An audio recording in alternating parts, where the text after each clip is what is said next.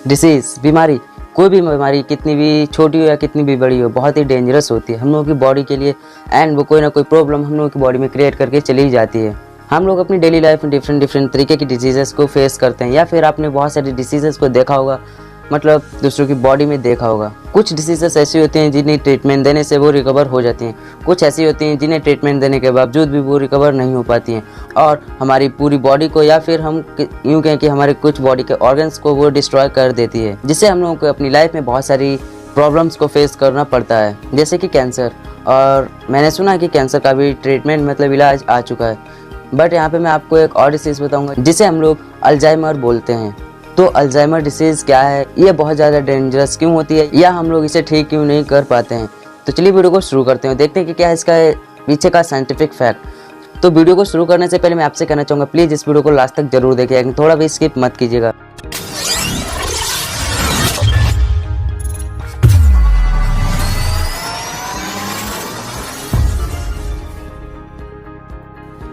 अब जो Alzheimer disease होती है वो एक इरिवर्सिबल डिसीज़ होती है और ये आपके ब्रेन में प्रोग्रेस होने के साथ साथ उसमें डिसऑर्डरनेस क्रिएट कर देती है। और ये तब होता है जब हमारे ब्रेन के अंदर जो कुछ प्रोटीन्स होती हैं वो अपनी फंक्शनिंग को बंद कर दें और एक साथ मिलकर कुछ प्लैक्स या फिर कुछ चिथड़े बना दें हमारे ब्रेन के अंदर। और ये जो प्लैक्स होते हैं या फिर हम लोग कहें चिथड़े होते हैं, वो हमारे ब्रेन की कुछ सेल्स होते हैं उनके बिटवीन के कॉम्बिनेशन को बंद कर देती हैं। और कई बार क्या होता है, ये जो प्लैक होता है वो हम लोगों की सेल्स को डेथ भी कर देता है, मतलब उन्हें मार देता है। और जिसकी वजह से क्या होता है, जो हमारी मेमोरी होती है वो लॉस होना शुरू हो जाती है और हमारा जो मूड होता है वो चेंज होने लगता है, मतलब एक अजीब सी फीलिंग आने लगती है, एक इरिटेशन, या हम यूँ कहें कि जो हमारे ब्रेन होता है वो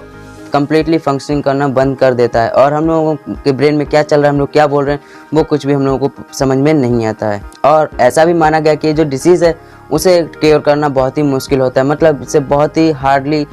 क्योर किया जा सकता है, इसका ट्रीटमेंट किया जा सकता है। क्योंकि इस डिसीज़ के जो सिम्टम्स होते हैं वो तब दिखाई देना शुरू होते हैं जब हम लोगों के ब्रेन में कम्प्लीटली डिसऑर्डरनेस क्रिएट हो जाती है, मतलब जब वो बीमारी हम लोगों के ब्रेन में कम्प्लीटली अपना घर बना लेती है। और कई बार तो जो डॉक्टर्स होते हैं उनके लिए एक बहुत ही बड़ी चुनौती बन जाती है इस बीमारी का सही से पता लगाना, क्योंकि इसे आइडेंटिफाई करने के लिए कोई एक पर्टिकुलर मेथड नहीं है। क्योंकि जो इसका इनिशियल स्टेज होता है वो किसी अदर मेथड से आइडेंटिफाई किया जाता है और जो सेकंड डिफरेंट स्टेजेस हैं